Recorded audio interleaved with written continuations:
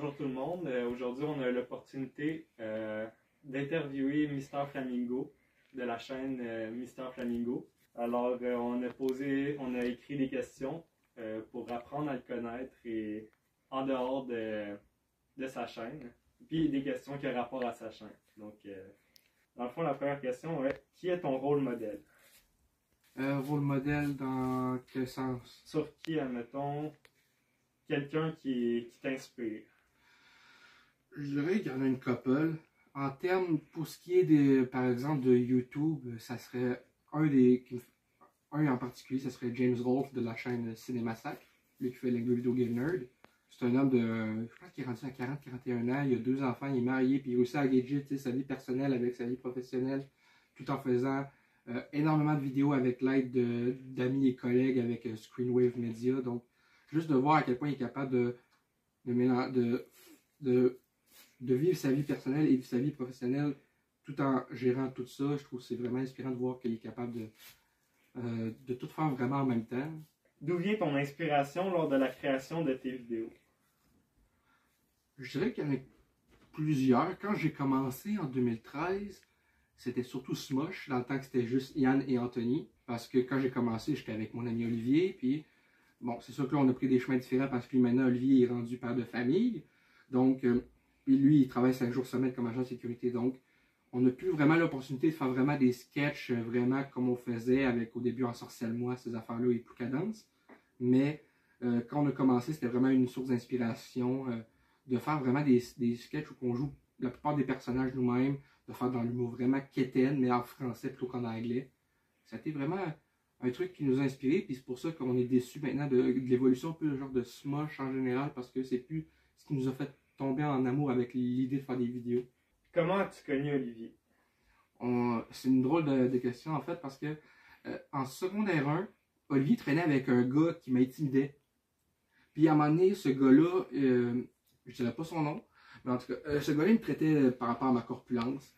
Et à un moment donné, Olivier, il est témoin de ça, il a dit franchement, il est pas si gros que ça. Ok. Fait qu'en voulant prendre ma défense d'une façon très maladroite, après ça, on s'est rencontrés plus officiellement sur l'heure du midi à l'Académie Sainte-Marie, à un groupe qui s'appelait, je pense, Horizon, qu'on mangeait là-bas, on découvrait, on rencontrait d'autres personnes qui sont dans le même groupe, dans la même situation, qu'on n'a pas beaucoup d'amis. Et là, c'est là que je l'ai reconnu de « Ah, c'est toi qui essaie de me défendre l'autre fois. » Puis après ça, ça a vite cliqué de même. Et quand j'ai commencé les vidéos en 2013, il a voulu se joindre à moi pas longtemps après ma fausse balance de film de magie où je me mettais un crayon dans le derrière, en tout cas. Fait que c'est là que ça a évolué vraiment. Où te vois-tu dans 10 ans?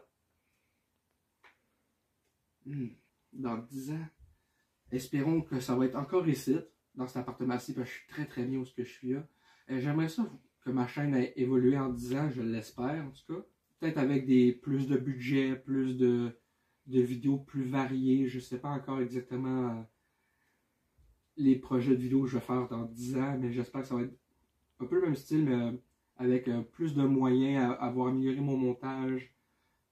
J'ai des projets en préparation que j'espère vraiment être capable d'en venir à bout et de les produire vraiment. C'est sûr que les projets avec l'idée de fond vert, ça va être plus difficile vu que je suis dans un petit salon.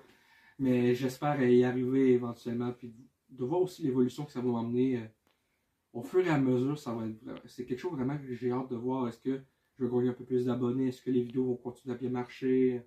J'essaie d'y aller un jour à la fois, personnellement, mais j'aime bien aussi me visualiser dans le futur avec une chaîne comment dire, plus répandue, d'une certaine façon, si c'est bien ça le mot. Tu sais, il y a des personnes sur ta chaîne qui donnent des mauvais commentaires, il y a des personnes qui font des memes, des trucs comme ça de toi. Ouais. Est-ce qu'il y a quelque chose que tu aimerais leur dire? Est-ce que c'est comment que tu deals avec ça? Regarde, moi je me dis, regarde, je suis une personnalité publique et je dois dealer avec ça. Donc, je veux dire, faites les memes qui vous plaisent, mais tant que ça reste dans tant que c'est dans le respect au minimum, je veux pas quelque chose qui, avec ma face, soit quelque chose où ça attire vraiment des débats ou quelque chose.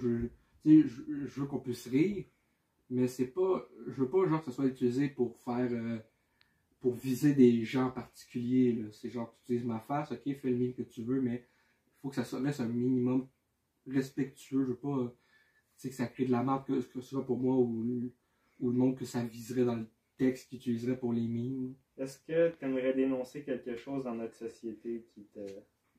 Plus tout ce qui est par rapport justement au manque de respect, genre en ligne, c'est facile de juger quelqu'un par rapport à, comme moi, qui retourne sur l'aide sociale à cause de l'anxiété, ces affaires-là, mais moi je me dis, mets-toi à la place de la personne qui est en train de juger. La personne, tu la connais juste par rapport à ce qu'elle fait en ligne. Tu sais pas comment elle vit au quotidien par rapport à est-ce que cette personne-là, ses troubles d'anxiété sont genre moins graves que ce que la personne laisse présager, parce que quand je fais mes vidéos, je suis énergique, donc j'essaie de ne pas laisser présager tout le temps, montrer cette vulnérabilité-là.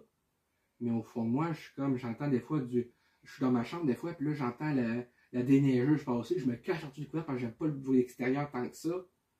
C'est comme, je suis quelqu'un de tellement anxieux, puis de voir du monde qui pense que je suis juste là pour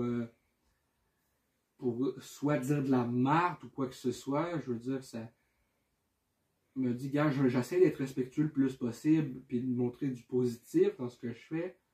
Je me dis, la moindre des choses, ça serait que si tu n'aimes pas ce que je fais, il n'y a rien qui te pousse à regarder, mais tu peux me laisser un commentaire constructif et négatif sans que ça soit un truc genre où on me traite de gros, de face luisante, de gras, ces affaires-là, ça. Personnellement, j'ai plus de la peine vraiment de recevoir ça. Ça me fait plus de la peine pour la personne qui l'écrit maintenant. C'est genre, à quel point tu manques d'attention pour me dire tout ça, alors que moi, tu sais, j'ai rien fait dans cette histoire-là. Quel est ton plus grand rêve? Ben, j'ai commencé YouTube dans l'espoir de pouvoir éventuellement me faire remarquer par une agence ou quelque chose, parce que je rêve de travailler dans le domaine du cinéma, genre être acteur, ces affaires-là. C'est un truc que j'ai justement suivi 2 ans de cours d'acteur à Modé Arto, l'école d'agence d'acteurs et mannequins. Puis j'aimerais vraiment ça, genre être capable de soit réaliser mes propres idées de court-métrage, ces affaires-là, même si pour l'instant j'ai pas le budget pantoute de faire ceux-là que j'ai envie de faire. Ça serait ne serait-ce que, mettons, jouer des rôles genre de secondaires dans des films, j'aimerais bien ça, juste me dire, tu sais, j'apparais dans des projets parce que c'est un univers qui me passionne, le cinéma. Ça serait vraiment trippant. Mais ce qui se rapproche le plus, ça serait juste de pouvoir faire mes vidéos en genre à temps plein, puis que ça soit vraiment rentable, parce que là-dedans, j'investis plus dedans que ce que ça rapporte financièrement. Dans le fond, tu voudrais travailler à ton compte. Puis... Ouais, genre, tu sais, que mon site web et mes vidéos soient quelque chose qui soit mon emploi à temps plein, ça serait vraiment le fun. T'aimerais ça être ton propre boss. Donc, c'était la dernière question. Merci d'avoir prêté de ton temps. Ben, ça fait plaisir. On a pu te connaître un peu plus avec ces questions-là. C'est ça. Merci. Ouais, c'est sûr que c'est le fun des fois de... Je pense que l'important quand on est public comme ça, c'est de montrer pas tout le temps juste le côté caméra, mais le côté aussi comment qu'on est... Parce que c'est sûr que quand je disais tantôt dans mes vidéos, je suis pas mal plus expressif habituellement. Mais il y a un truc qui est comme vraiment valorisant dans le rester naturel. C'est justement l'idée de rencontrer des fois le monde qui me suit. Ces affaires-là, comme quand j'étais à la boutique de jeux, c'est de se faire reconnaître occasionnellement, puis juste de...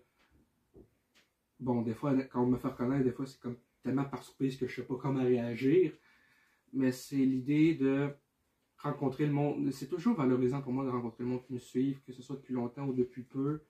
C'est valorisant de prendre un peu de temps pour qu'ils apprennent à me connaître eux aussi d'un certain point de vue, pour qu'ils réalisent que je suis ce que je vaux en tant qu'être humain, mais aussi qui je suis en tant que personne en dehors des vidéos. C'est toujours quelque chose que je trouve valorisant. C'est sûr qu'on sait pas. Oui, des fois, tu sais, des vidéos de cuisine, des trucs comme ça, on voit ce que tu fais, mais on ne sait pas nécessairement au quotidien. Au quotidien. C'est ça, surtout avec l'anxiété, c'est comme 2 facettes différentes. Mon côté YouTube, le côté vraiment anxiété qui est au quotidien vraiment pas facile à vivre. Ouais, donc c'est toujours agréable quand on m'offre l'opportunité justement de montrer ça aux gens, que c'est pas tout noir sur blanc.